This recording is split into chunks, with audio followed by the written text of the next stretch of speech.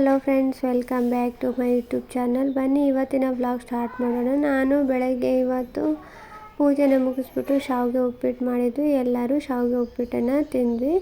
ನೋಡಿ,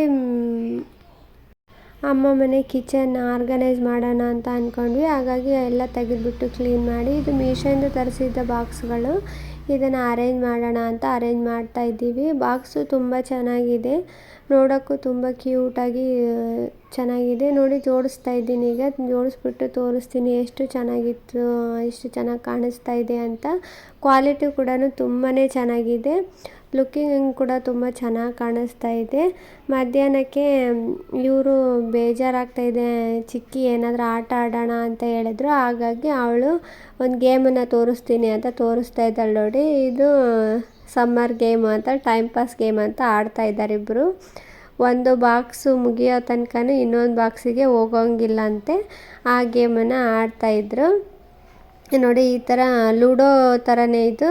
ಅದನ್ನು ಡೈಸ್ ಹಾಕಿ ಅದರಲ್ಲಿ ಎಷ್ಟು ಬರುತ್ತೋ ಆ ನಂಬರ್ ಅದರಲ್ಲಿದ್ದರೆ ಅದಕ್ಕೆ ರೌಂಡ್ ಆಫ್ ಮಾಡೋದು, ಆ ಥರ ಗೇಮು. ಯಾರ್ದು ಇರುತ್ತೋ ಅದು ರೌಂಡ್ ಹಾಕೋದು, ಇಲ್ಲ ಅಂದರೆ ರೌಂಡ್ ಹಾಕೋ ಆಗಿಲ್ಲ, ಆ ರೀತಿಯಾಗಿ ಆಡೋದು ಅಂತ ಹೇಳ್ಬಿಟ್ಟು ಆಟ ಆಡ್ತಾಯಿದ್ರು.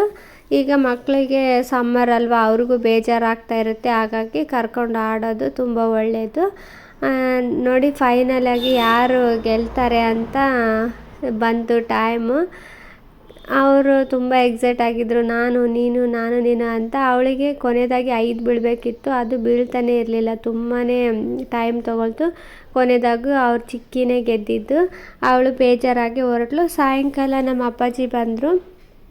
ನಾನು ಗಾಡಿ ಕಲಿಸ್ತೀನಿ ಬನ್ನಿ ಅಂತ ಹೇಳಿದ್ರು.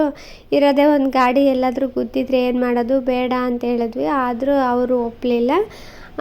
ಧೈರ್ಯ ಮಾಡಿ ನಮ್ಮ ತಂಗಿ ಒಂದು ರೌಂಡ್ ಹೋಗಿ ಬಂದಳು. ಅವಳು ಹೋಗಿ ಬಂದಮೇಲೆ ನಾನು ಬಿಡ್ತೀನಿ, ನಾನು ಒಂದು ರೌಂಡ್ ಹೋಗಿ ಬಂದೆ.